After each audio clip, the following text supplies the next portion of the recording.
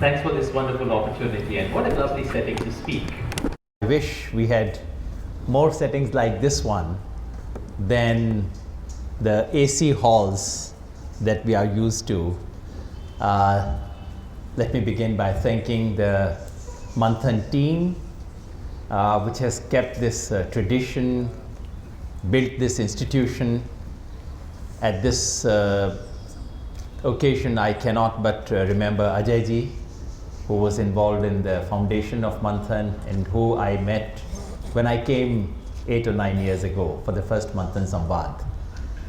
I wish more cities had institutions like this, and in the situation that we experience in the country today, we desperately need spaces of this kind, because the spaces that were meant to protect free speech, that were meant to promote open dialogue, all those spaces are shrinking.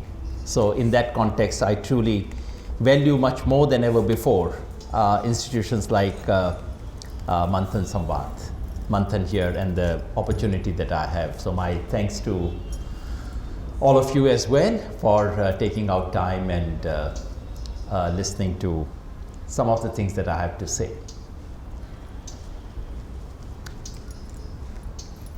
I have 4 propositions to make, and without much ado, like a good teacher, I'll write it on the blackboard straight away. Point number 1. India's first republic that began on the 26th of January 1950 is over. Point 2, which is simply a corollary of the diagnosis that I've offered in the first point, that there are no simple resumption of journey that is available to us. We've reached a dead end. There is a way to the right, there is a possibility of a way to the left. Continuing the journey further in that simple way is no longer an option. Third, bit of a prognosis. We are in for a time of intense contestation, conflict, hopefully non-violent, possibly violent. An intense period that would define our future for the coming few decades. Point 4, the prescription that follows from the first 3. This is the moment to intervene, provided we know what is to be done, and of course, what is not to be done. The reason I speak here, the reason I speak to all of you with hope, is not merely to offer an analysis. As Ramano Reddy Garu reminded all of us, I used to be an academic, used to do analysis. But I think someone said about 150 years ago that the point, however, is to change it. And if there is that point, if there is that moment, today is one of those moments. There are moments in history where critical intervention at that moment has consequences for decades to come. You know, it's that when you put a coat of cement, what you do with it in those few minutes, once it dries up, it's going to remain there. We are in one of those moments of history. This is the moment to act. But before I get into what is to be done, let me spell out the 3 things that I have said before that. Because these are grim, these are serious, these are disturbing things. First, I said the Republic of India that began its journey on the 26th of January 1950 is over. India's first republic has ended. If you want to push me to give a date to it, probably 2019 is when it ended. A historian 10, 20, 30, 40 years later would be able to put it more precisely. Right now we can just guess. I'm not saying India's journey as a democracy is over. I'm not saying India's journey as a nation state is over. Nor am I simply saying that we have a crisis of democracy. Of course we do, but we have much more. It is not merely a crisis of democracy. We all talk about undeclared emergency. Of course it is. But it is much more than that, and that's why I speak of the republic, not of democracy. Because republic is a political community of shared values and accepted institutional frames. And what we are witnessing is a crisis of all these three. Crisis of shared values, crisis of institutions, and a crisis of the very political community. Are we a political community today? This is why I call it the crisis of our republic.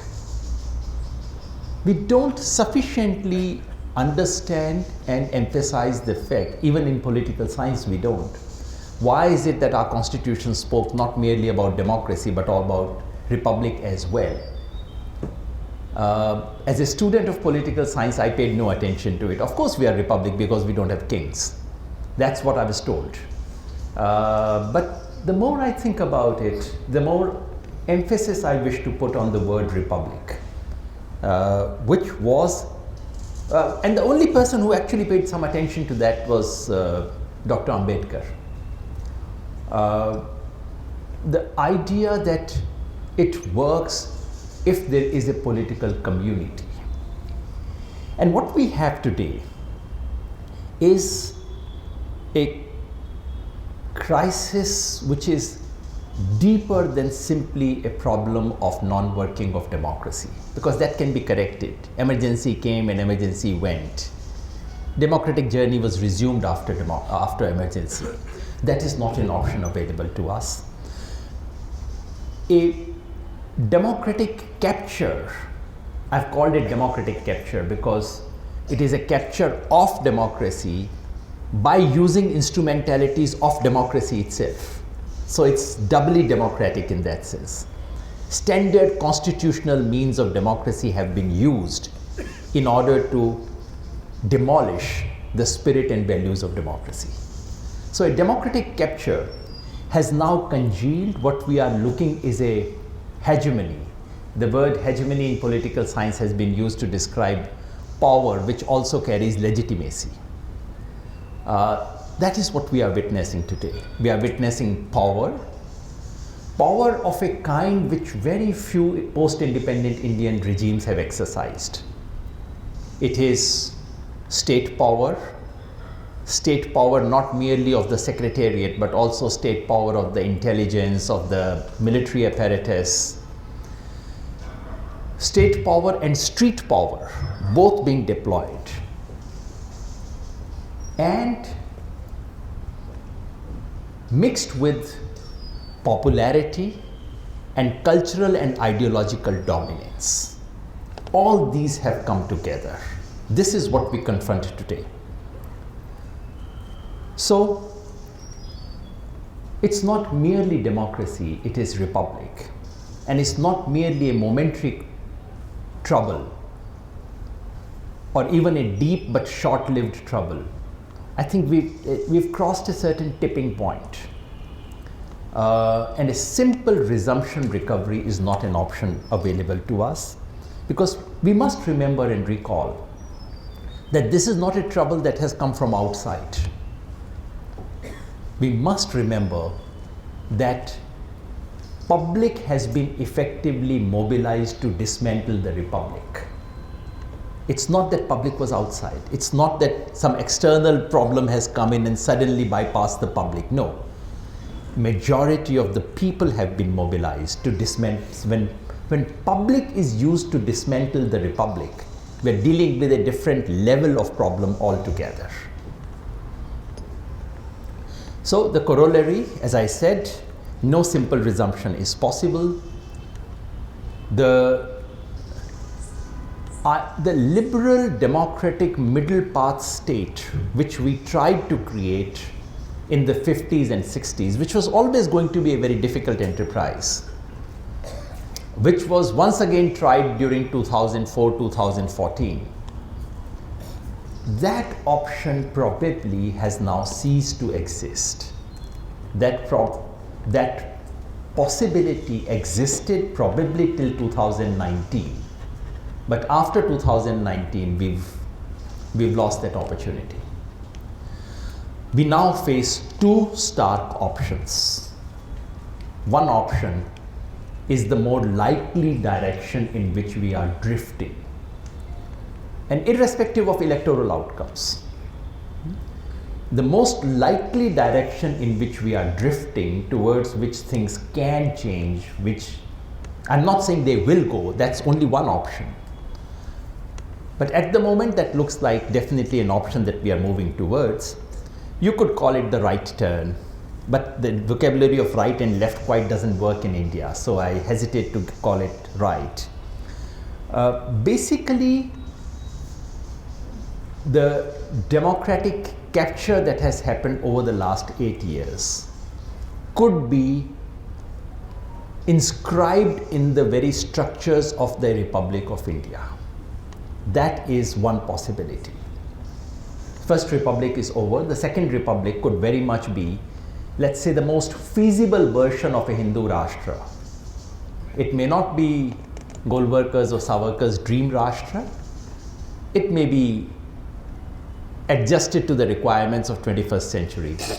But this may well be the most feasible version possible of that dystopia that was presented to us. What would it mean? It would mean broadly three things. One is electoral authoritarianism. Elections are here to stay, mind you. You know, a lot of people say 2024 will be the last elections and so on. I don't think that's the case. Because in 21st century, authoritarian regimes require popular endorsement. So the ritual of popular endorsement will happen episodically. Even Putin requires it. Erdogan is going for that. That's the 21st century model. You know, your 21st century model of killing democracy is far more sophisticated than the 20th century model. You know, then they had crude versions. Someone in a uniform would come and radio announce that there's a martial law and things of that kind. You don't do that silly things anymore in 21st century. You know, you are far more sophisticated. So elections will happen.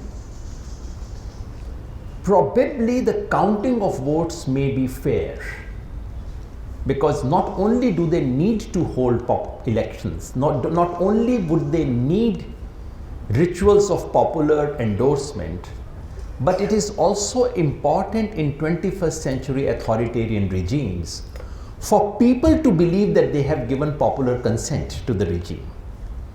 So, counting of votes may still be fair. Everything else may not be, which is the kind of elections we are gradually moving towards. A lot of people feel and suspect that EVM is the heart of the problem, that the machines have been rigged. At the cost of annoying most of my friends, most of the time, I have insisted that that is not the case. I think the rigging has taken place here, and the rigging has taken place through that other machine called mobile phone. This is the rigging. You know, electoral machine rigging is probably not so critical here. Anyway, the point is that the model that we are moving towards, that is mentioned as electoral authoritarianism, we will have elections, but in between two elections, we would not necessarily require any popular approval, consent. The trouble with India is that we have too many elections. And as you know, the regime is trying very, very hard to solve that problem, so that we have only one election in 5 years. So there's one problem to be managed once in 5 years. After that, you can do really what you like. Institutional control, so the constitutional apparatus of autonomous institutions, etc., which was always very fragile, and even before the current regime, our institutions were in a very poor state, always. Now they are close to complete collapse. There would be higher and higher toleration of deviation of constitutional norms. and even the judiciary would be willing to, turn a blind eye to these things. We would, for all practical purposes, we would have a presidential form of governance, move away from the parliamentarian style that we've had so far, and a fairly centralized system of governance. That is what we are gradually moving towards. So much so that someone saying that India is a union of state looks like heresy, looks like sedition. The other day I read some senior army general saying, "Who is this fellow? How does he say India is a union of state?" Sir, have you read the Article 1 of Indian Constitution? That's what it says. So we're gradually moving in that direction, where calling India a union of state also looks like a weird thing to do. That's a comment on the evolving political culture. The second component of the direction in which we are moving is a non-theocratic majoritarian state. I don't think India would be declared a theocracy. You don't need to. All they would do, because it's 21st century, you don't do things that they used to do in 20th century. All that they would do, to my mind, is inscribe one or two symbols of Hindu hegemony in the constitution. I didn't believe it earlier, but I do suspect now that if the current regime continues its power after 24, we would witness some changes in the constitution. The changes would not be in the nature of declaring India to be a Hindu state or things of that kind, or maybe I'm mistaken. I think that won't happen. All you need to do is to put in 2 or 3 tiny little symbols and signals there, like the CAA was. CAA was basically a signal to say there are 2 categories of citizens in this country. You need to do just that. You don't need to do more than that to inscribe majoritarianism in the structures of state. So signals of constitutional signals plus de facto reduction of minorities to a second-rate citizenship status, which has already happened in this country. If some Muslim youth want to join Dandiya, which they used to do, it's a very serious issue. State institutions look at it in a very stern way. And if some Muslim women are forced into holy celebration, which they didn't want to, everyone closes their eyes. That's not an issue. So there is effectively 2 rungs of citizenship have already been introduced de facto. If I go to a police station, irrespective of the party that's governing the state, and I say my name is Anil, I'll get one treatment. If I say my name is Anwar, I'll get another treatment. That has de facto begun. So that's the likely thing. And what we would witness are quotidian and symbolic forms of violence against minorities. Pogroms, hopefully not. But as I said, in 21st century, you don't need to do those things. Small, tiny incidents like this holy incident, which is sufficiently publicized, that's enough to put people in their place. So electoral authoritarianism, non-theocratic majoritarian state, and a model of economic growth. It's a strong extractive state which has very close relationship to select capitalist groups, crony groups, which is growth at the cost of equity, at the cost of ecology. Now, to be fair, it's not that earlier regimes were particularly good on equity, but it was capitalism with a 10% discount. I think what we are witnessing now is that 10% discount is gone. Why do we need to even give a discount? So it's a different kind of a political economy that we are entering. So this broadly is the direction in which we are headed. Is there another road available?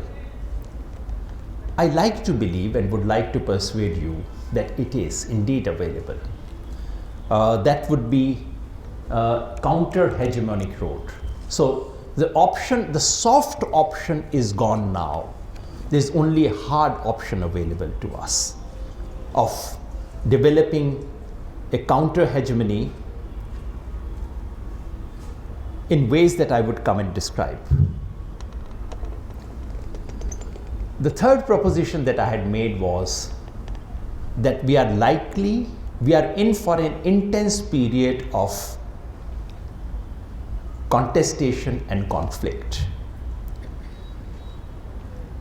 That is because this hegemony that is being imposed naturally invites resistance.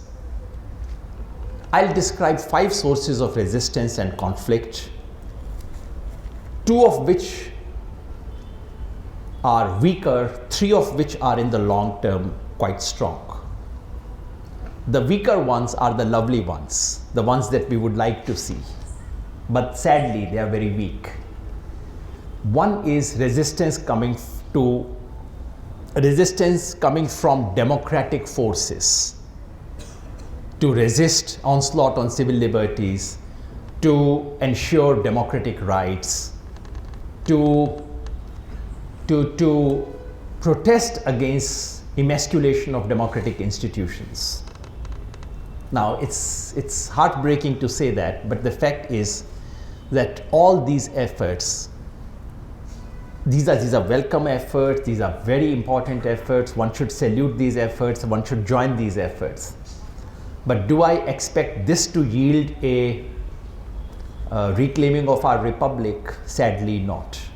These are very, in the overall, the big picture, if you look at the big picture, these are very small and weak efforts, and for some reason in the last 75 years we have not been able to institute deep practices where if a regime were to violate these norms, there is deep popular protest. Please don't forget that most of the laws that the BJP is misusing today were laws instituted by previous regimes. These are not laws that they brought in for the first time. These were pre-existing laws. So our record on that has been very poor, and I would frankly not put the weight of my hope on fragile things of this kind. Second is about struggle for secularism. That's even harder to say. But the fact is that any struggle for secularism can easily be converged. So instead of the division between seculars and communal, it can easily be twisted into a division between minority and majority. And who trumps is written into the logic of democratic politics. Sadly, our secular politics has simply not found enough means to connect to majority opinion in this society. Secular politics has been cut off for reasons that we can go into later from common sense of an ordinary Indian who happens to be born in a majority community. And we are now paying the price for that weakness, because to try and create a struggle, principled struggle on secularism by itself is something which the BJP would almost want and welcome. I mean, we've reached a stage, honestly, people like me hesitate now. Every time I want to say something, I think twice. Would it actually play into their hands? Am I doing something that they want me to do this morning? You know, that's the state we've reached because of collective failures of 7 decades. So yes, that's an important struggle. I personally thought CAA was absolutely a heroic struggle. But let's remember, CAA was not led by the secularists of this country. It, in the last instance, was a battle led by and fought by the religious minority of this country to save. This was a rearguard action from them. But that is not what would save our republic. What do I then pin my hopes on? 3 other divisions and cleavages and sources of conflict, sources of contestation to this hegemony that are written into the logic of our society. In ascending order, these are the federal question, that is the regional division. Second, the social question, the caste division. And third, the class division. These three are actually much deeper contestations which are likely to play out in the years to come. And these are places where hope for reclaiming the republic actually resides, more than the ones where we would like them to. The regional question. The regime today has not yet been able to quite, dominance of Hinduism is one thing. Dominance of Hindi is quite another thing. The Prime Minister would not wish to be seen to be pushing, promoting and imposing Hindi on the rest of the country. Any such attempt, even some legitimate attempts, and they had to withdraw. A regional question, federal question is still alive in this country. It's alive in Punjab, it's alive in Jammu Kashmir, it's alive in the whole of Northeast, it's alive in Tamil Nadu. And in somewhat dormant ways, it's alive all over South India. Somewhat dormant way, you need to think hard about it, and is there in Bengal throughout. So outside the so-called Hindi heartland, this is still an issue which is alive. And the regime is, the regime has kind of circumvented this question. I do realize that they've scored victories in the Northeast. But if you remember what happened in Meghalaya, then you would see the kind of victories that they've had. So first you call someone as the most corrupt regime in the history of the state. And day after tomorrow you sort of say, of course both of us have won this election. This is what happened in Kashmir, PDP. PDP was first called secessionist, then they had an alliance with them, then again they became anti-national. So the attempts to circumvent this question, the question is there, it's real. And any attempt to push beyond, and I do not see this regime not wanting to push it further. They might push it further and they would meet serious resistance. That's one. Second, the caste question. I do realize that we cannot take a very simple view of describing the current regime as a little coterie of the upper caste. Of course, they've worked out very intelligent ways of incorporating other castes and communities. And one of the most intelligent, clever strategies that they've worked out is micro-segmentation. So OBCs don't support me, but I'll divide OBCs into tiny little bits and I'll approach each of them and work with them. I don't know if you've noticed, the Prime Minister these days is very fond of the word pasmanda. Muslims don't vote me, but I can always go to the bottom of the Muslims and speak to them. So there is a way past that. Similarly, among Dalits, there is a Mahadalit. So there is a strategy of fragmentation, a strategy that has yielded dividends. In the last instance, however, so I'm not saying that this strategy is bound to fail or it's about to fail. No, we don't know. These strategies do work. They work longer than we sometimes imagine them they do. But in the last instance, this is a regime that, this is actually about instituting an upper caste hegemony in most of its practices and quietly withdrawing from social justice policies. There is an unease, there is a possibility of coalition building, there is a serious possibility of resistance which is available there. Whether it has been utilized or not, I wouldn't know. But that's it. But this conflict is This contestation is written into the logic of the situation, and this contestation is here to stay. The third thing that there is a serious contestation, is about class. For years I hesitated to talk about it, because when I was in JNU, when I was a student, I was taught so much class that in my classrooms were all about class. And I said, Baba, और भी गम है ज़माने में मोहब्बत के सिवा, कुछ और भी तो है. It was very hard to speak about caste those days, and so on and so forth. So people like me spent years out of reaction against that, to say there are so many other things happening in this society. Please don't look for class in any cockfight. But today I almost want to say the opposite. Today I really, one of the articles that someone should write, maybe you should write, is to persuade my Marxist friends to take class more seriously.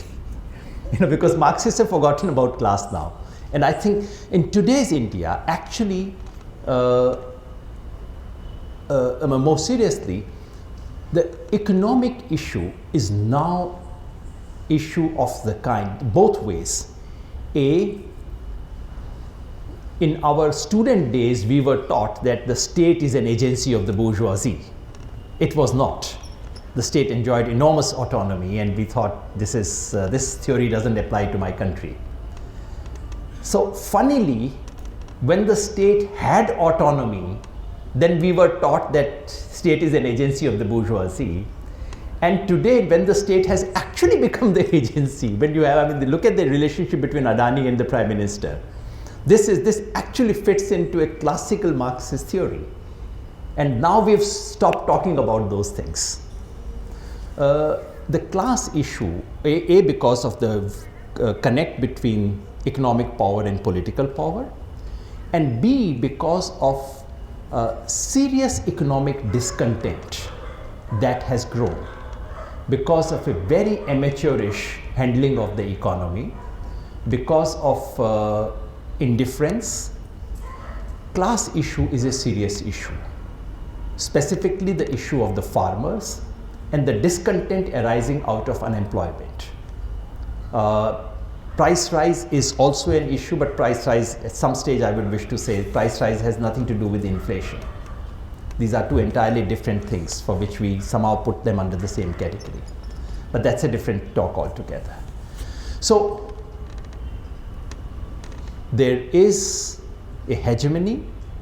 There are sites of protestation and contestation which are available, which are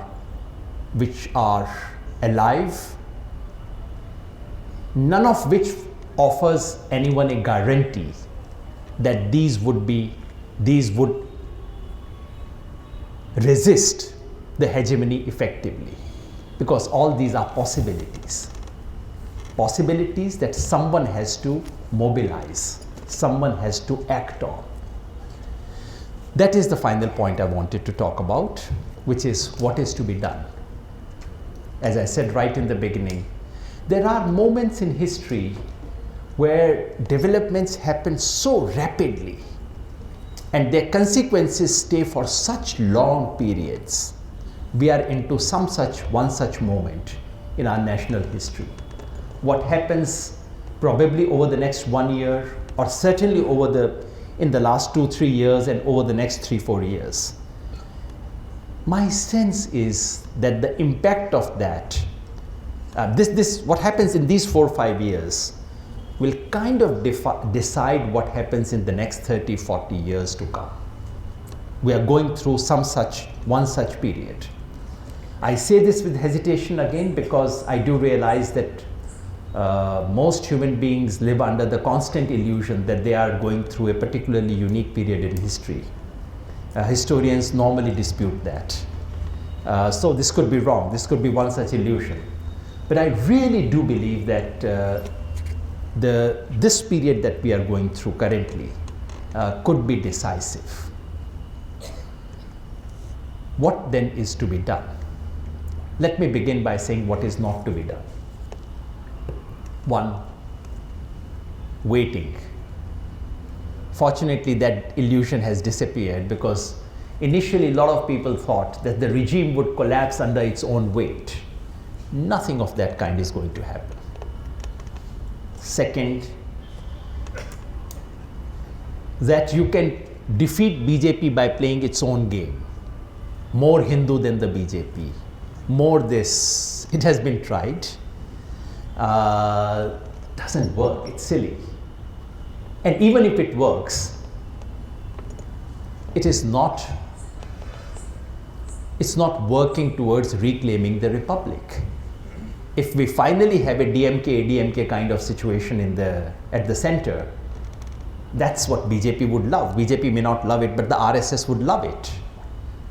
You know, for there to be a BJP and there is to be a BJP or whatever. You know, so that's not an option. Not at least an option that we should seriously look at.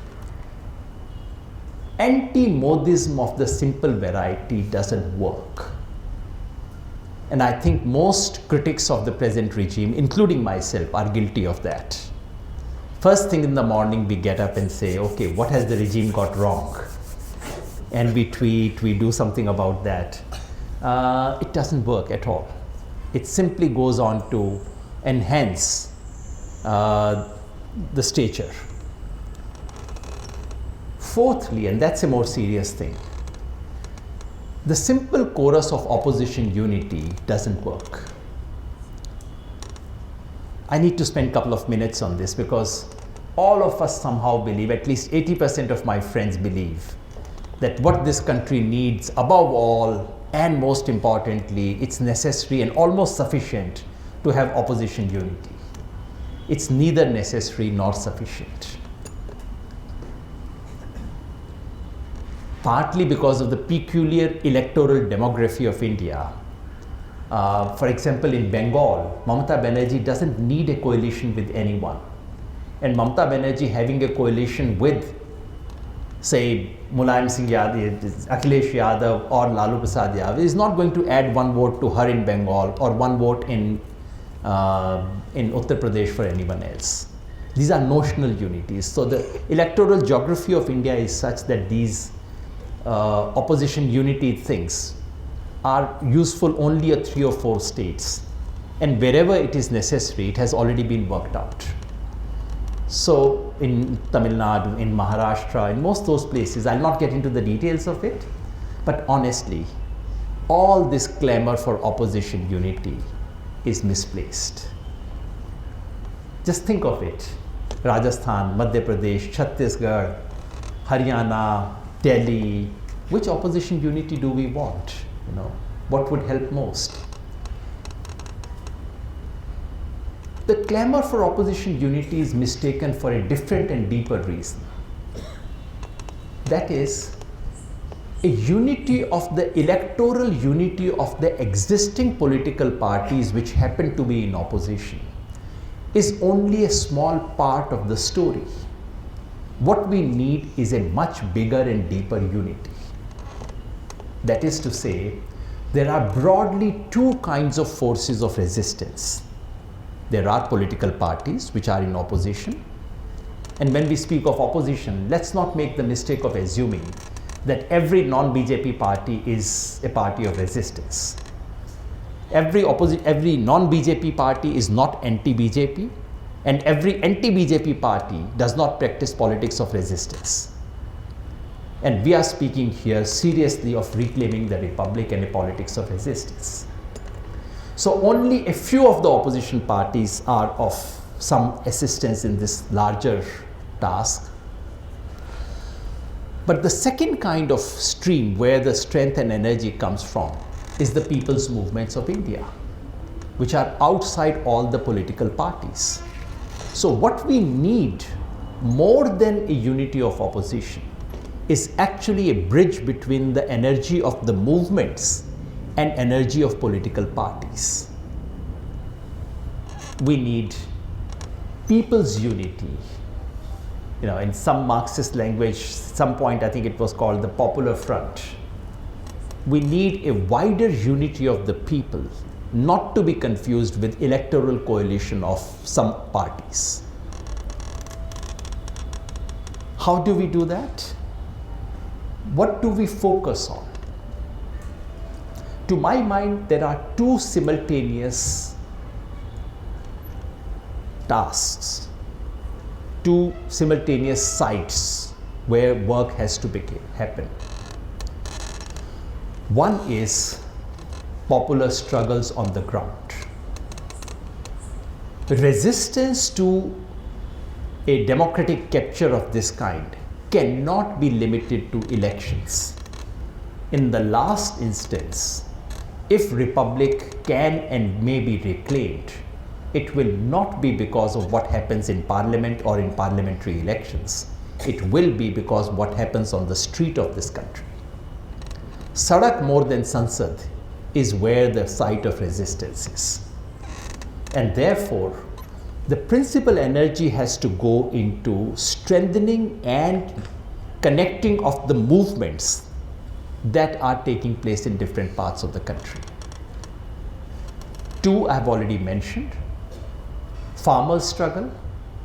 When I spoke about it, this idea 4 or 5 years ago, no one took me seriously.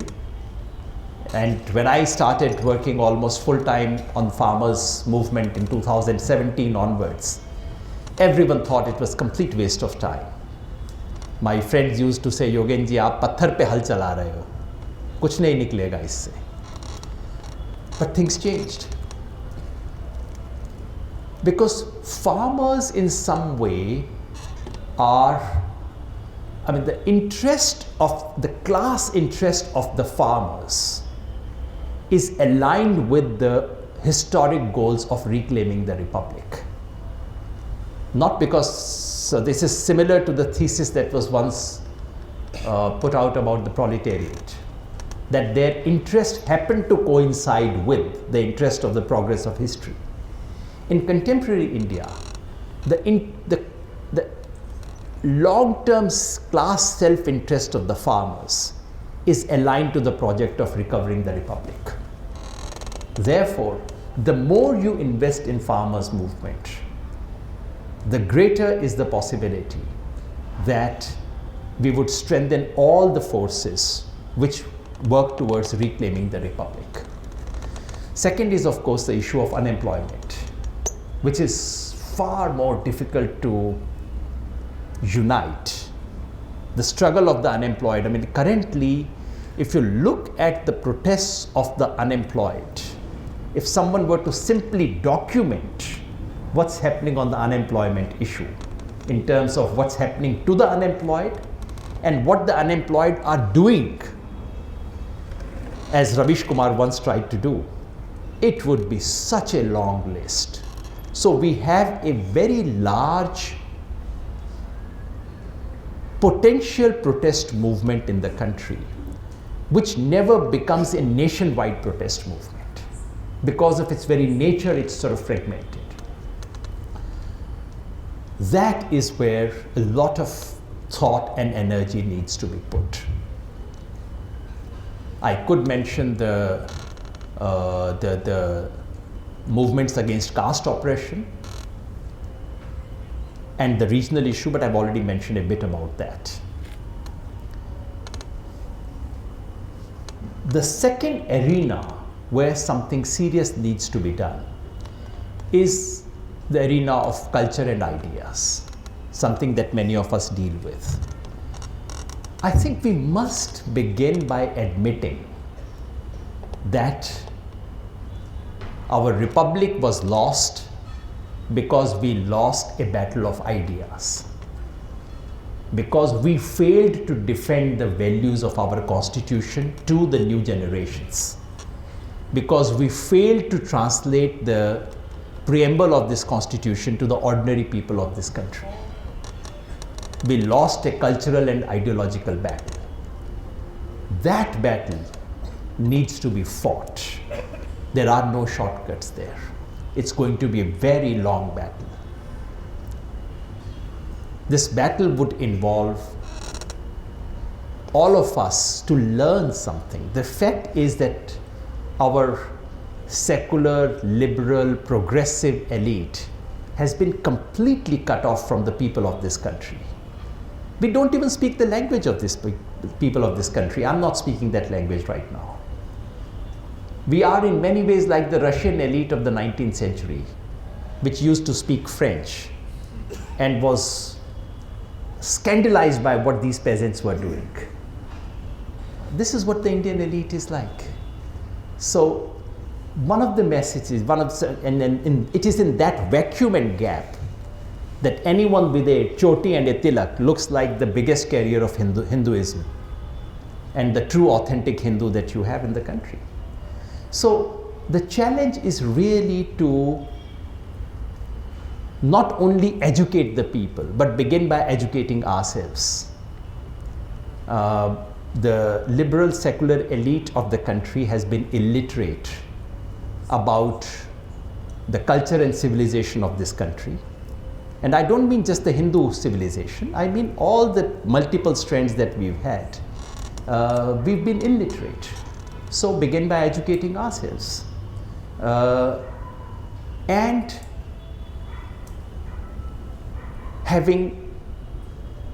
opening multiple fora, multiple possibilities of dialogues of the kind that we are having with people that we don't agree with. And if there is one organization we can all take inspiration from, it is the Rashtriya Swayamsevak Sangh. They worked very hard for 90 years. Why can't we work that hard for 90 months? They took ridicule. Why can't we take some ridicule? They were mocked at. I remember as a child I saw that. Ye chaddi wale, nikkar wale, ye, wo. They kept their head down. They spoke to people. They entered into conversations, even when they were considered just complete outsiders. Well, it's our turn now. We stand there, we are being mocked at, we are being laughed at. It's time to put our head down and to enter serious, respectful conversations. After all, they had an alien ideology to impose, and we have 5,000 of years of wisdom of this country to carry. We begin with an advantage, better than RSS. We can do that. So that's a real long-term project, much beyond any electoral victory, much beyond any of these things. Because if our republic has to be recovered, we have to prepare ourselves for some very long-term action. A cultural, and in the last instance, it's a cultural battle that we have to win back.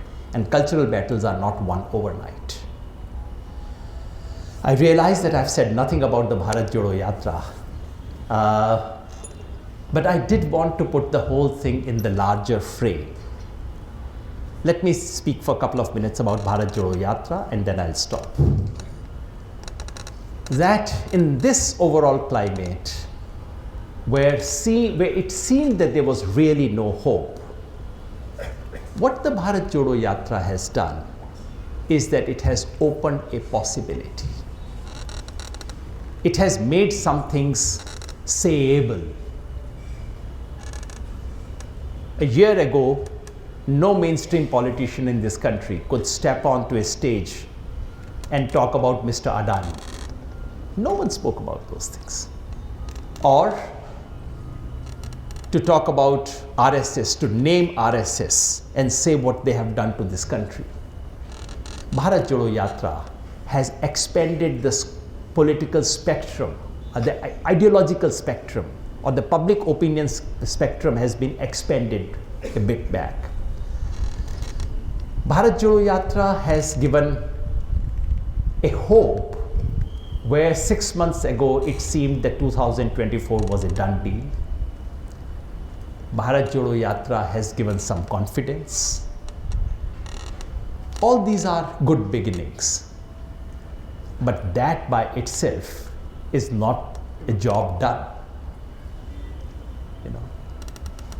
Everyone, a lot of people ask me, "Acha, Bharat Jodo Yatra se ab 24 mein kya hoga?" My answer is, depends on what we do in the intervening 1 year. No yatra can change the national election results. It can only provide you a stepping point. After that, you have to work.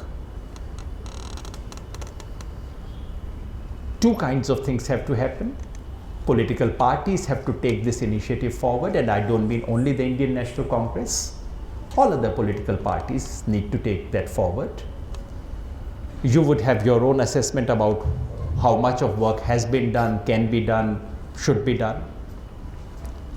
But here, since I'm not speaking to those political parties, I'm speaking to you, I would underline the second part of it, which is we also need to do something.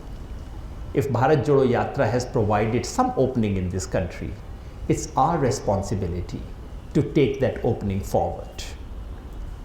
And for that purpose, some of us who had participated in the Yatra at different points in time, or who sympathized with the Yatra, who wanted to join but could not join, we came together within 1 week of the conclusion of the Yatra. We came together in Delhi on 6th of February and started what is called Bharat Jodo Abhiyaan, with a very clear objective. It's a 7-year mission that we've given ourselves, and the first year of that is working towards 2024 with clearly specified 2 missions.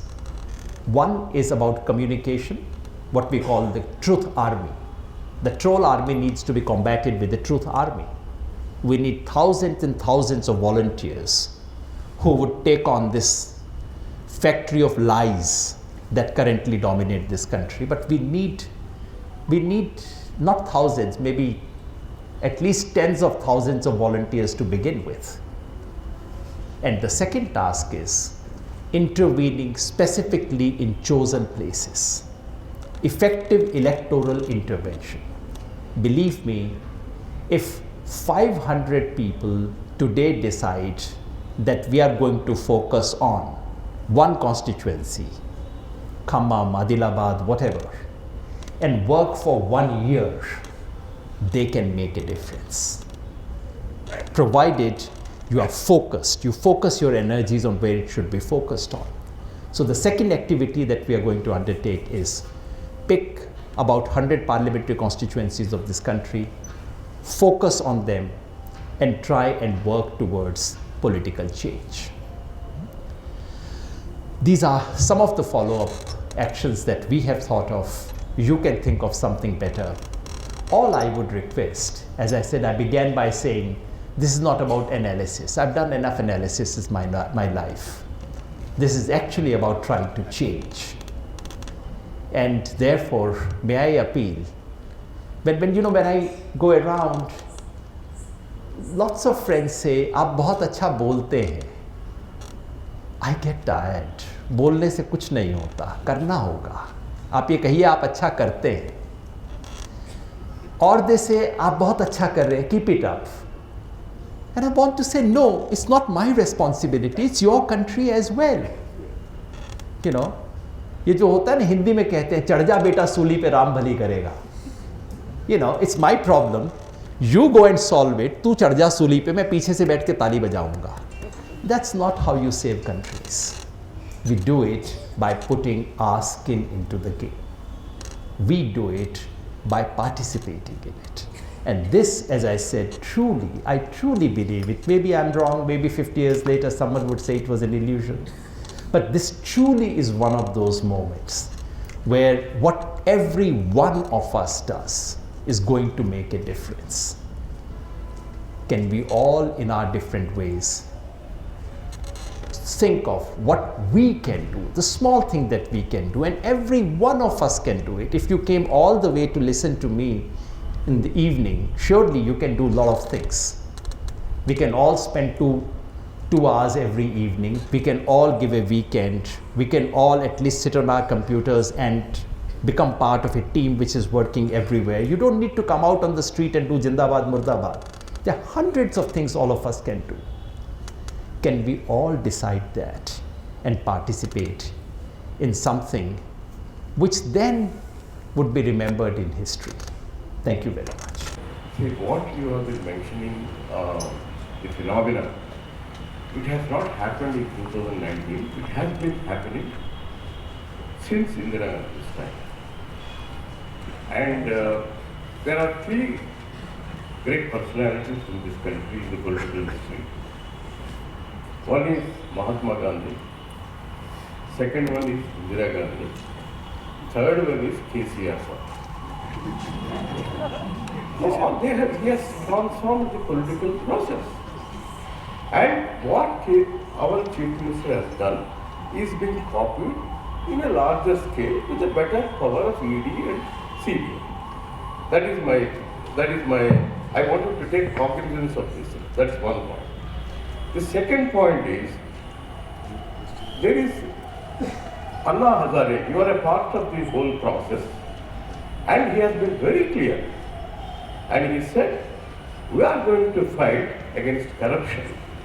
And he was ignored. And no political party. And you are a founder member of AAP. So that is a suicidal issue, in fact. So when that is suicidal. You see, this is what, again you want to revive a similar thing now. So this is the second point. The third aspect is, this is not going to, it is a political, if you really look at it, what BJP has been doing, the success is defined doing the right thing at the right time, at the right place. And BJP has been consistently doing right things at the right time, at the right place for winning the elections. And they succeeded. And all the other parties are now not in a position to really diagnose the process. I think these are the three propositions I would like to address. So you've touched upon obliquely to your left. Yogendra, to your left. You've touched upon obliquely and not very clearly about the importance of public discourse and narrative building. When you talk about the Second Republic, what is the importance of narrative building in public opinion building? And what should the people doing here, sitting here do? Most of them are either opinion makers or influencers. Yeah, my question is regarding the federal, issue which you brought out. Many indicators indicate that the South is progressing at a different rate than the rest of India. And there is this, you are also an election analyst and poll analyst, and there is this question of delimitation of the Lok Sabha constituencies and all that. Now, based on population, if they reduce the number of seats to the south, then would that be a problem in the future, or do you think this will be just throwing the can down the road, as some people are saying that? Just wanted to know if South and North will have this problem. So let me start with these three. First, the third is the easiest to answer. My own sense is that, the question is, if we have delimitation, and if delimitation were to actually take place on the basis of the real population of different states, then of course, as we know, Tamil Nadu would lose 6 or 7 parliamentary seats, and so on and so forth. And it has been postponed again and again. My own sense, sir, is that it's now a frozen question. I don't think any government would have. So we know that the number of parliamentary constituencies, seats that a state has, is not quite in proportion to population. But I think now it's become a kind of a social contract that cannot be undone by any government. So the contract that happened to have happened, it happened at some stage, was that we will go by 1971 census. As you know, all the parliamentary seats are frozen on the basis of 71 population. My sense is no government would be able to change it. Initially, I felt very uneasy because I'm one vote, one person, one value kind of a person. But over the years, I've come to see it as a national contract. It's a contract between different states, which is here to stay. I don't think even the BJP would have the courage to touch that thing at all. I agree with you that it didn't start with the BJP. Many of the institutional degeneration and institutional demolition happened much before BJP. It's absolutely right. The more I think about Anna movement, I incidentally was not a great votary of Anna movement, if you actually read what I wrote those days. But the trouble is that no one reads. I actually had said that Lokpal is not a good solution to the problem. And I'd said it during the movement. But I had said that what matters is not the Lokpal, what matters is the Lokbal. That the movement represented a different energy that needs to be responded to. That was my position those days. I see deep infirmities in that movement today, and I now see that, although I must say I do not still regret participating and supporting that movement on balance, and participating in the Aam Aadmi Party experiment. It's in hindsight, we are sometimes so wise that we forget the possibilities that are there at the moment in history. So I don't like that kind of reasoning which my friends very often push, which is that, so the reasoning that sometimes is pushed forward is the following. If you people had not supported that agitation, Congress would not have been delegitimized, Modi would not have come to power, therefore all this is Aam Aadmi Party and Anna movement's doing. I don't think it's a good reasoning. And by that logic, no one should have protested against emergency because it brought Jansangh finally into existence. I think there's something deeply problematic about that way of reasoning. That's not what you are suggesting, but I just happen to comment on that. BJP has occasionally done the right things at the right time. They're not all that smart. When someone actually takes them on in a determined fashion, they always step back. Mamata Banerjee, I'm no votary of Mamata Banerjee's politics, but I'm just talking about determination. When someone takes them on with determination, Mamata Banerjee did, on streets of Delhi, Aam Aadmi Party did, anti-CA protest, even though it could be reduced, stigmatized as a Muslim protest, all that, but still they have not been able to push the rules through. Farmers protest, not once, twice. 2015, farmers protest against the land acquisition law. So they're not all that smart. Sometimes the opponents are actually very not so smart. I wanted to use a stronger word. Jahid bhai, the real question, narrative, I'm glad your question gives me an opportunity to spell that out. Because I think in responding to the BJP and the RSS, we make fundamental mistakes. If someone were to ask me a prescription about what should be the narrative that takes on the BJP RSS, my prescription list will be the following. Number one, please read and write in your languages, not in English. I'm not making any radical suggestion. This is what they did in the freedom struggle.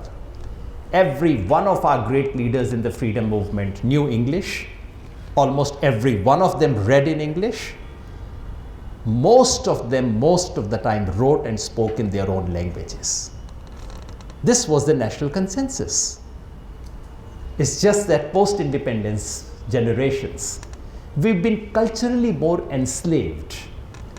So, ironically, independence brought cultural slavery in a way that we never were before. And it is that cultural vacuum into which this kind of complete cultural barbarism has walked in.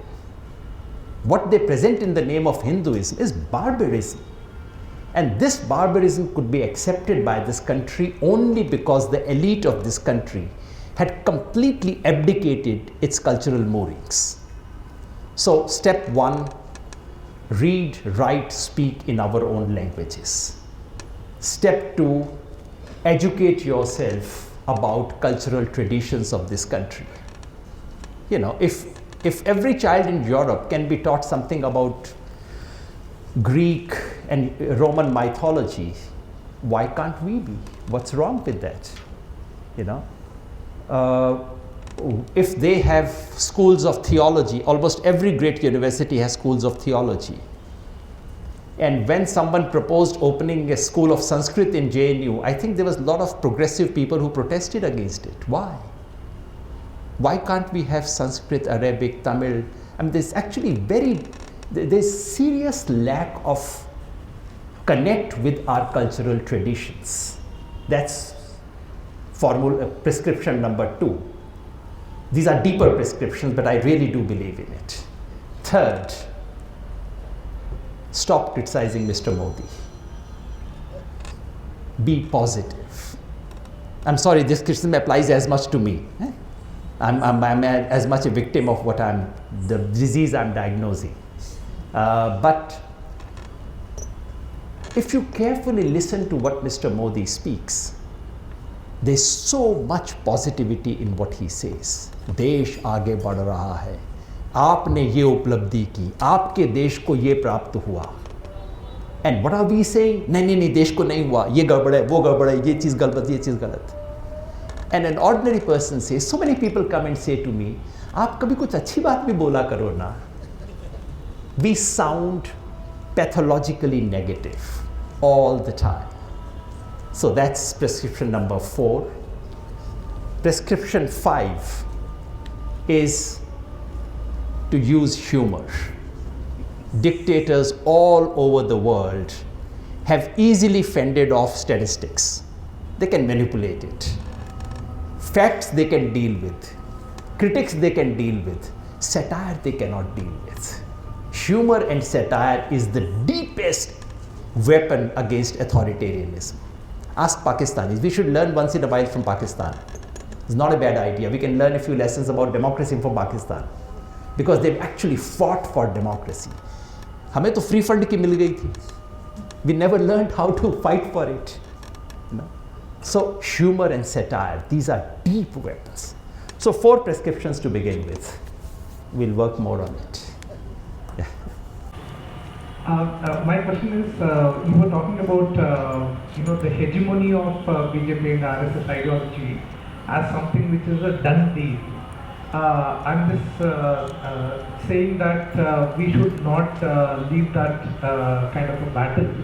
Of course, all this piece about battle for the minds and all that, we are talking about that. But I do think that we should still recognize that it is still a minority within the majority who have completely bought in to this whole Hindu Rashtra thing, or even the glory of the past, the whole narrative. So it is a game which is still ongoing. So therefore, I think that hegemony thing, we should not see it as something which is already a done deal. The majority have bought into it. Then that will give us more space to actually engage with them. Because a lot of times what I find is that we assume that most people have already bought into it, so we stay away from the engagement. So just want your comment on that. And also, I just wanted to also share that as a part of the action thing that you're talking about, we do have a meeting tomorrow to discuss about participation in the Bharat Jodo Abhiyaan. Maybe you can share details about that. Thank you. I was depending on you for this. You spoke about the class, the caste. What about Hinduism as such? What is Hinduism in Haryana? What is Hinduism in Hyderabad? What is Hinduism in Tamil Nadu? What is Hinduism in Bengal? We have seen Kerala. Is this unifying thing going to work, or are people feel terribly disturbed? Is there one unifying Hinduism that's coming up? Do you think not having that would be a way of getting Republic back? Good evening, sir. First of all, thank you so much for what you're doing for the future of our country. आप भी करेंगे ना? I wanted to ask you, the government presently boasts of having an OBC Prime Minister, 3/4 of its ministry being from the OBC, a tribal president. So the upper caste hegemony that we're talking about mainly appeals to us, the elite or the liberals living in the urban areas, but it's the optics that travels to the rural areas. This is one. And the other thing is you said the potential protest movements are from the unemployed and the farmers. But these are people who are more likely to take refuge or the safe harbor in the cultural revivalism. So how will they overcome the wheel of ignorance and actually come out and protest for their rights as a collective movement? Thank you for these three. Kiran Bhai, I completely agree with you, and I'm glad you've corrected the impression I may have given. This hegemony is not a done deal. I mean, number one, because no hegemony in the world ever is a done deal. It's always evolving, always fracturing. Every hegemony by its own nature and design creates discontent, creates potential fractures, and so on and so forth. I think I wanted us to realize that we are dealing with more than an electoral victory. It's not merely that someone happens to have won elections 2 times. No, there's something deeper at play here. But you are absolutely right in correcting me to say, and in fact, Bharat Jodo Yatra in that sense was such a beautiful reminder that this country is much more than the hatred that we are presented with. That actually there is the impression that surrounds us, especially if we watch television too long, while both of us don't, many other people do. When we watch television, when we participate in certain kinds of discussion, we tend to suffocate ourselves that, this is all that's happening. Bharat Jodo Yatra was a beautiful reminder that there is a vast India where these things actually don't matter that much. That these ideas have, and as you put it rightly, it's a minority of the majority. It's a tiny minority. The only thing is that, we must remember that it's always a minority that sets the discourse in any society. A minority that has prestige, that has amplification, that has legitimacy. So what has happened is that the Nehruvian liberal elite, which was a microscopic minority, but which enjoyed a certain acceptance in society, that locus of legitimacy shifted. But yes, it does allow us to challenge it in ways, so we must not easily give in to the idea that it's not challengeable. And thank you for that advertisement. We are meeting tomorrow at 2 o'clock. Now that you might as well complete the advertisement, where 3 p.m. in Banjara Hills. Banjara Hills is a large place, I believe. They would all be looking for you in Banjara Hills. Kangaroo Kids School, 3 p.m. Kangaroo Kids School, 3 p.m. tomorrow. Those who want to save this republic must come there. The Bharat Jodo Abhiyaan, those who are associated with or would like to be associated with Bharat Jodo Abhiyaan in Telangana, Andhra Pradesh or anywhere else in the country, or would wish to support it, please do come. There we can speak more about action plans and details. This is not the occasion for those things, so I avoided that. On Hinduism, no, I think that's a very important question about Hinduism. I think in the long run, it is a vital and critical question. Allow me to say some harsh things. I think we've made it fashionable to kick Hinduism among the intellectual elite of this country. Most of us do not have the courage, simply because we are all very secular. We don't have the courage to say anything about any other religion. But because of a certain intellectual conventions, it's the easiest thing to chalte chalte do laat laga diya Hinduism ko. That developed into almost a routine intellectual practice in this country. It is, in one sense, I can understand, because in every country, the majority religion must be more critical of itself. No, I'm just coming to that point. So it is, to my mind, possibilities within Hinduism. Deeper study and deeper engagement with Hinduism is absolutely the necessity of our time. And I think someone like Gandhiji, who till his death, he could have easily said, I'm secular. In the words that we use today, he was secular. but he called himself Sanatani Hindu. You know, I'm not saying people like us should start doing that, because if we are not, we are not. But we can have deeper engagement, like any religion. Hinduism, and I say that with, I know not anyone would approve of it. For the last few years, it's almost embarrassing for anyone on any intellectual forum to say a few positive things about Hinduism. My own sense is that Hinduism is like any other religion. It carries a lot of very oppressive, weird, stupid practices, and it carries enormous wealth of deeper ethics, of cultural values, and I think people like us are guilty of ignoring that. I probably didn't understand your question fully. I was talking about homogeneous Hinduism versus regional, cultural difference. That like Jai Shri Ram didn't work in Bengal, that kind of thing. Yeah, I think so. The question would be that, do we see that as a potential site of resistance? It is and it is not. It is because, well, Hinduism is Hinduism, and there is yet no single deity, no single festival, etc., etc. But the power of market, the power of television, you know, is enormous. And the cultural vacuum that has been created in contemporary India because of systematic neglect of Hinduism by the elite of this country. You know, most of our freedom, in our freedom struggle, or if you look at modern Indian political thought, almost for 100 years, these people are seriously engaging with Hinduism.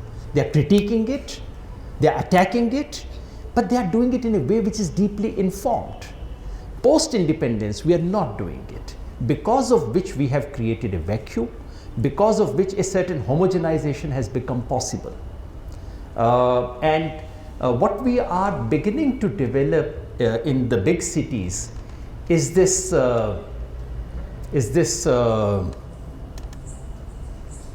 shopping mall Hinduism, where in the same place you have Shiv, you have Parvati, you have Durga, you have Saraswati, all of them, you know, together. That sort of. So a new form of Hinduism is evolving, which lends itself to this kind of political mobilization. It is backed both by mass media and by money. In the place where I live in Delhi, 20 years ago, I did not see the kind of festivals that I see every year now. So things are changing. I would not bet that much on that particular part.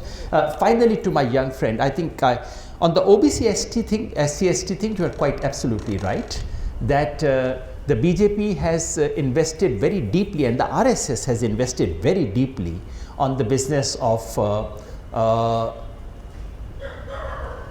addressing the caste question, and to be seen to be addressing it. And therefore uncovering the upper caste hegemonic reality of this power will take a lot of time.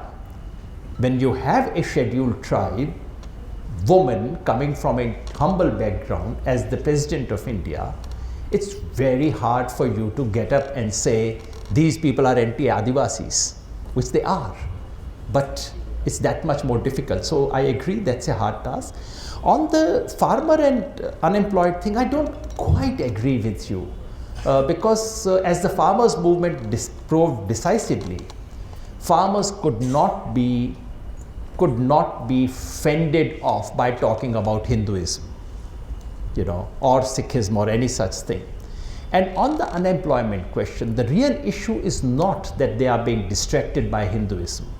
The real issue is that unemployment, the struggles against unemployment are by their very definition fragmented and multi-stratified. So it's a true political challenge to somehow tie it up, but I dare say, if that happens, the movement against unemployment would release energy which would be 10 times more than the ones released by farmers' movement. People like me in the south are not able to understand why BJP is able to make a great inroads in the heartland. Why not in South India? Maybe in Karnataka, but I feel that Hindu-Muslim question is playing a role, but beyond Hindu-Muslim question there should be something. We in South, we are not able to understand. Even though I lived in Delhi, I could not understand the side of Delhi or North India. Has religion become the part and parcel of our culture?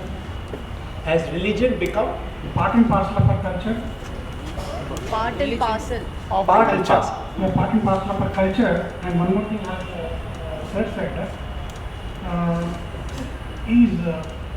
religion playing that bigger role in winning the elections? Sir, I wish it was that simple that BJP had no scope. South India, that's not so simple as that, sir.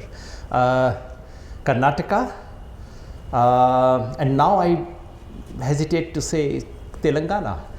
We are in Hyderabad, sir. Hyderabad, there is No, even outside Hyderabad. We're dealing with a phenomena which is far more serious than this. While BJP does not win too many seats in Kerala, but the impact of RSS in Kerala is something very serious to be contended with. Some parts of Tamil Nadu. In Tamil Nadu, of course, what has been a bulwark against the rapid inroads of BJP is A, the Dravid movement and its very robust political culture, and second, the left in Kerala. These have been more than the South-North issue. Is religion part of parcel of our public culture, political culture? Yes, it is. We should not be surprised.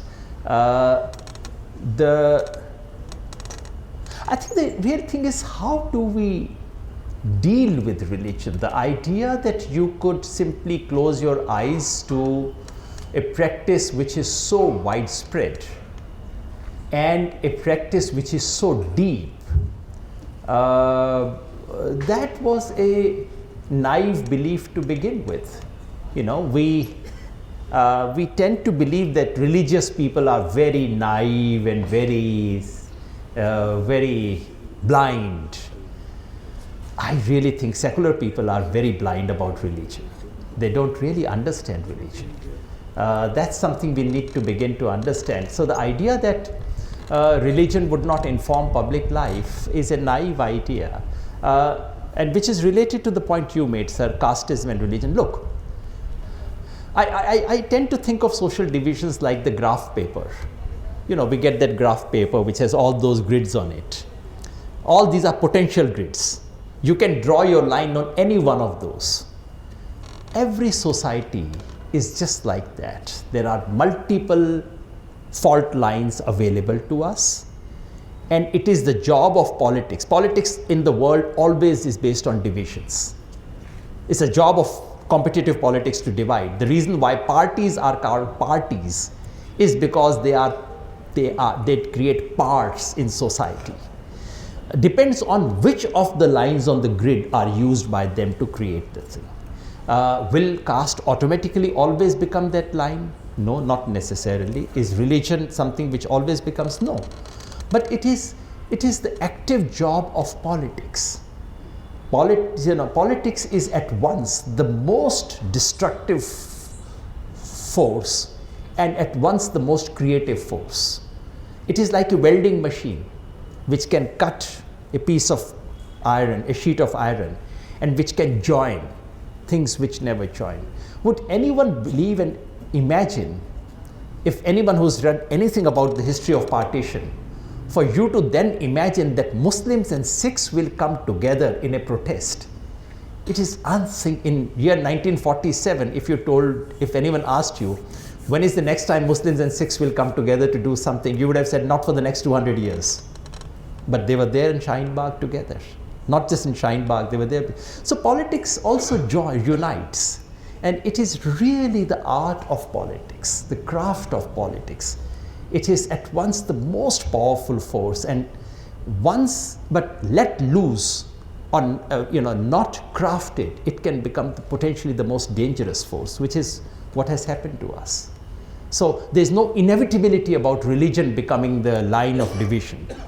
It's an available line which anyone can use. In Mumbai politics, language becomes an issue, ceases to be an issue, again becomes an issue. Insider, outsider becomes an issue. In some place, language becomes an issue. Politics is really about using these potential fault lines. And the art of politics is not about erasing these lines, you can't. Is about crafting divisions which bypass these ones. I just wanted to mention that nowadays we have excellent stand-up comedies, and every second and fourth Sunday in Hyderabad we have a stand-up comedian who comes from somewhere outside or locally, but given the given the present regime of the country, they hold it in different places to avoid being known where they are.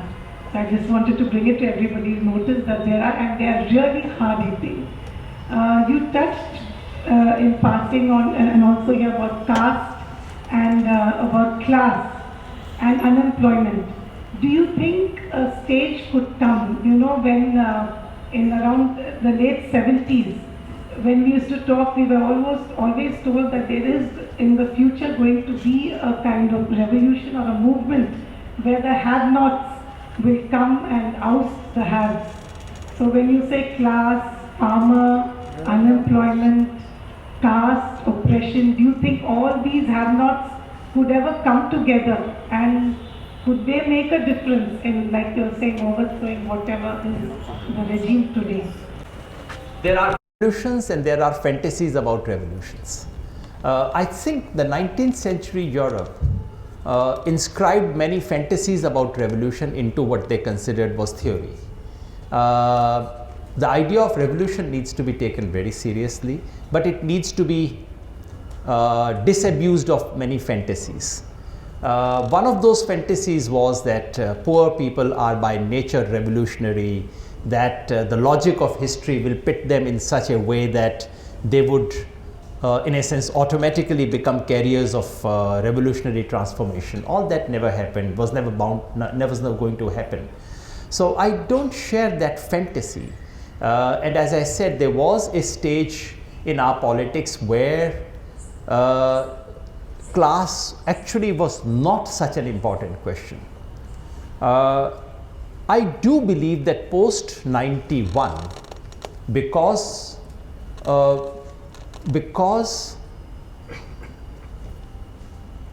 overall economic conditions have improved, at the same time economic divisions have become sharper, which makes it more visible than before. So therefore, to my mind, class issue has potentially a salience which it did not have earlier. Will it automatically lead to all the poor and poor disadvantaged people coming together? No, there's absolutely nothing written in the logic of history why a poor worker should come together with a poor farmer, should come together with a Dalit, should come together with Adivasi. No, there is absolutely no such necessity. These alliances are built through politics. In principle, there is absolutely nothing progressive or positive about one section of society asserting themselves. I need not name them, but you know the examples of political parties, very regressive, very destructive political parties that came to power with the upsurge of the poor, ethnic parties, communal parties. So it's not necessary. All I'm saying is that it is not necessary that this would happen. But there is currently the potential of class cleavages being politically mobilized in a way that was not possible earlier. And one of those things is to actually go beyond the farmers and actually think of the rural-urban cleavage. Because over the years, the entire rural sector has been somewhat marginalized. And because of greater education of the rural youth, they are more cognizant of their disadvantages than they were earlier. This provides a political opening. Whether it would be utilized or not, that's for us to decide. However positive, I feel like I was just thinking and mulling about the point that you made, that every day when I get up, in spite of the positivism that Modi exhibits in every talk he makes, etc., etc., why do we always come up with all the problems? The reason, I mean, I was trying to grapple with the question, and I took the help of Chandra to get the right question framed. The thing is that in spite of all the positivism, which is actually based on negative and falsehood, propaganda that is actually there, which hides the reality of the negativism that is there behind you, how do you expect that you maintain a positive attitude to get the correction done when you see that in front of you there is something that needs to be brought down and be corrected completely? The Modi's positivism is actually based on false propaganda, which he is actually promoting as a part of his strategy to communicate to the rest of the people. That has to be negated. We can't do it with positivism unless we attack it. That is the question. I have to attack, and I cannot take that as an input. I'll respond to it at two levels, sir. One is a straight strategic tactical response, the other probably a deeper response. The straight tactical strategic response is that yes, you know, I mean, the fact is, embarrassing as it is, our Prime Minister lies. He lies every day. And yes, you want to puncture that lie. You want to, the first thing is to say, "Arey, itna bada jhoot bol diya, ye, isko to seedha kar do," etc. So that's naturally the case. But to my mind, the only way of really responding to them is you cannot puncture a dream. You know, someone is selling you dreams and you're saying ye jhoota hai, dream sacha nahi hai. I think the only way is to sell alternate and better dreams. And that's what we don't do. We actually don't have something realistic, positive, possibility. People in this country want to believe that this country has a great future, and I indeed believe this country can have a great future. But we somehow don't talk about it. Why don't we somehow lack either the capacity to think through or at least to present positive alternative dreams. India of the 21st century, what can we be, etc. And then if you say, these things we are doing are not going to take us there, that would work. But if you simply talk about this, then you sound very negative. But there's something else which I wanted to say, which is a different answer, which is that actually our politics is not spiritually anchored. You know, it's not just about tactics. I know people who can sell dreams that they don't believe in. Our Prime Minister is one of them. But in the last instance, you should sell dreams that you truly believe in. And that requires some spiritual depth. Increasingly, our politics is bereft of spiritual depth. And therefore, you are dealing with different dream merchants. One who's clever with words, others who are not so clever with words. So naturally, the one clever with words wins. But if you had someone else who was not selling dreams, who actually genuinely believed, was not a great orator. Please do remember, none of the great leaders of this country were great orators. This idea that orators are big leaders is a very recent idea. Gandhi was not just not a good orator, he was positively a bad orator. He was embarrassingly poor as an orator. Yet, people flocked to listen to him and went back hearing things that he never said. Because speaking doesn't matter. That spiritual depth is what mattered. And we don't have leaders of that kind. That would be truly an answer, which is not a tactical or strategic answer. But do we actually do we actually deeply believe in this country's values? Do we believe that this country has something truly positive and nice? Do we truly believe in a great vision for this country? If we start believing in these things, it will come through.